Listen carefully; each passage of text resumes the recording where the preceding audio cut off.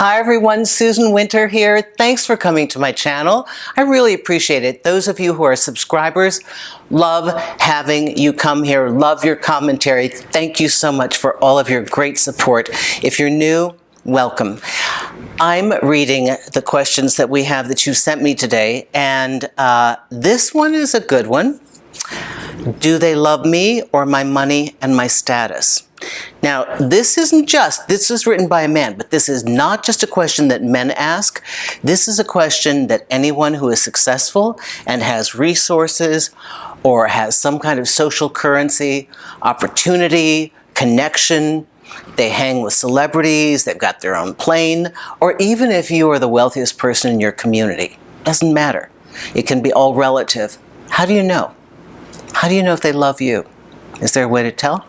Okay, so this is from Ben. Ben, thanks so much for writing me. And Ben writes, Dear Susan, for the longest time, I've had the hardest time dating, single for 10 years. Since switching careers and garnering more money, I've noticed more attention. However, the angle from these people is that they love the money, not me. How can I have someone who will love me for me and not for monetary gain? Should I lie about my vocation and see where a potential partner is coming from? Interesting question. Thank you for this, Ben. So I actually know a case of somebody who did. And this was something that my ex told me years ago, let's see, about a guy that he knew that actually owned a McDonald's franchise. So, we're not talking Jeff Bezos money by any means, but we're talking, the kid was set. And the girl he was dating thought he was the manager. He had an average apartment just to be close to work, but he had a McMansion off, in a neighboring town. They dated, he really liked her, and at the time that he thought that she was in for the real thing, he takes her to this fantastic home, and they're going up the driveway, and she's like, what do you do? We can't, trespassing, what are we doing? She discovers that's his home. Now, in that case, he lied, and the girl was furious. She was furious because he didn't trust her. She got over it, and they did marry.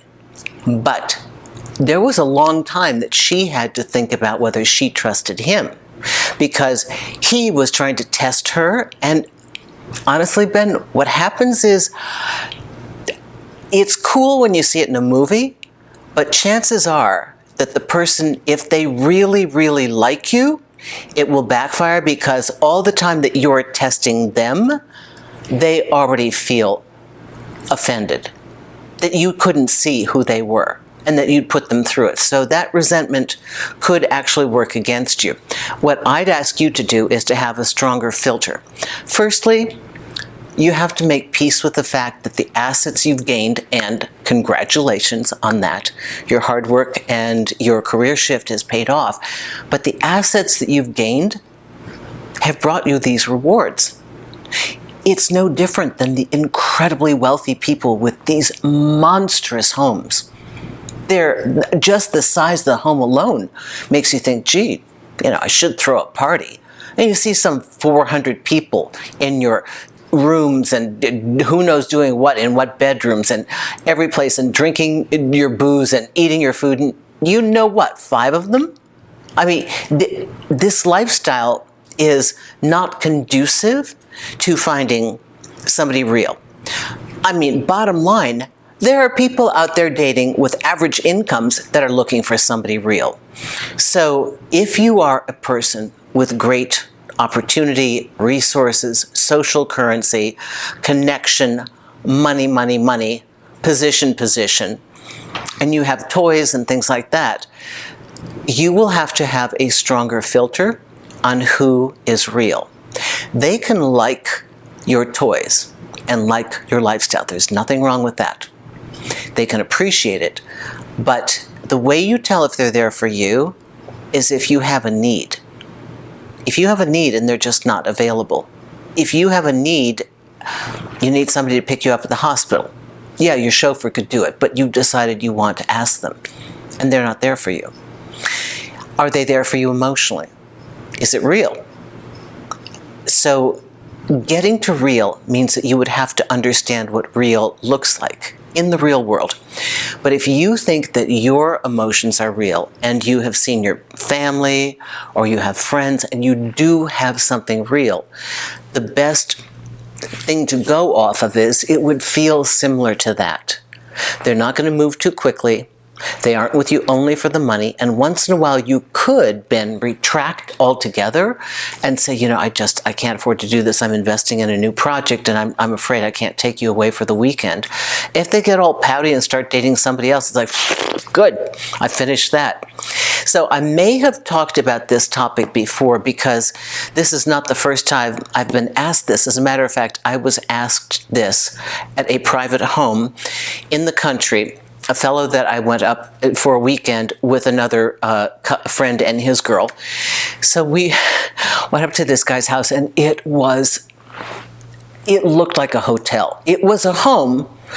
There was a complete staff standing in the driveway when we came up. I mean, it was crazy.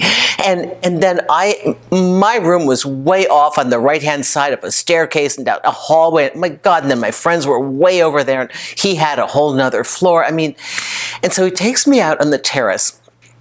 My God, it was like, it's like a stadium field of a deck. And I'm overlooking this woodland and this expanse. And he says to me, I bring women up here and the first thing they do is propose to me. And I'm like, well, yeah, I guess. You're leading with your toys, of course. And he said, how do I know if they're real? And I said, you might not. But the money, the success, the toys, the influence, it's part of who you are now. It's your package.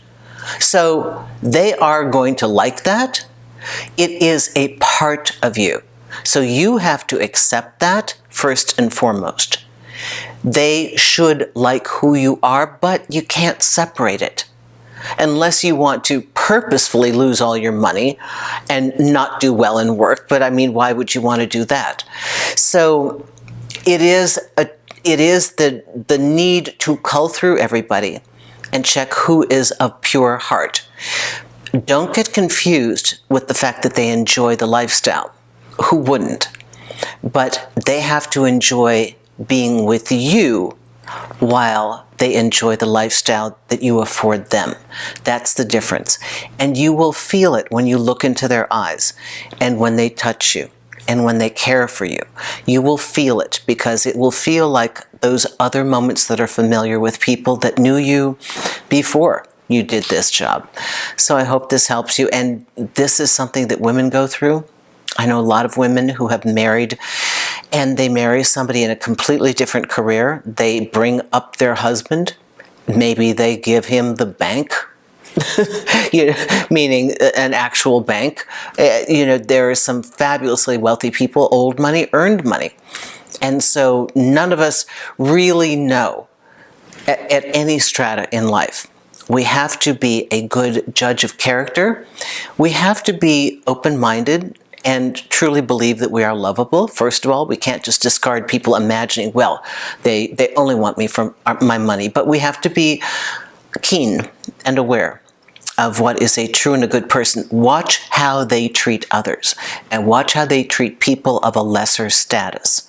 That is normally a very good indicator.